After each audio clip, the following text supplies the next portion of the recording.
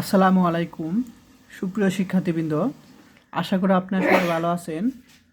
আজকে আমরা পরিসংখ্যান 2-এর একটি প্রশ্ন আলোচনা করব।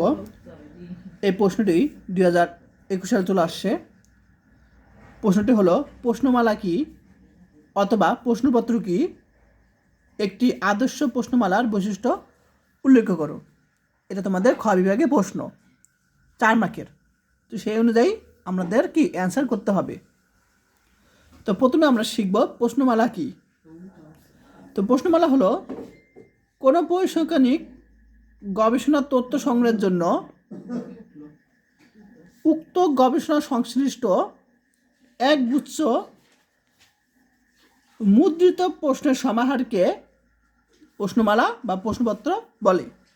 ঠিক আছে, এখন একটি আদর্শ প্রশ্নমালার যে বৈশিষ্ট্য সেগুলো আমি কি কয়েকটা দিব।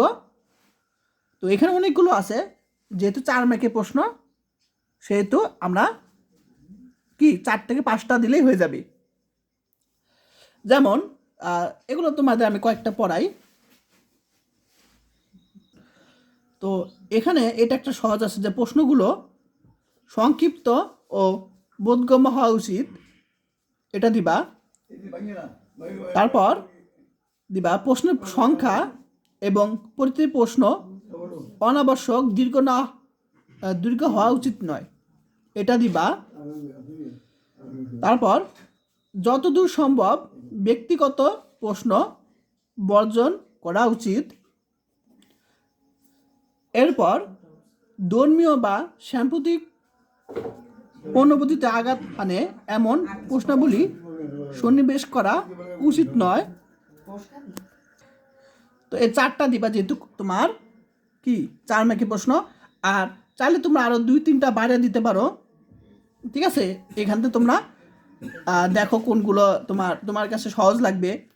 তোমরা যেখান থেকে 4 মার্কের প্রশ্ন, তো তোমার এখান থেকে তুমি 5টা দিও আর এই সংখ্যাটা দিও, তাহলে হয়ে যাবে।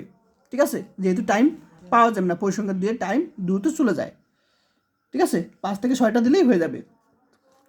তো আজকে সে পর্যন্তই, সবাই ভালো থাকবেন। আল্লাহ হাফিজ।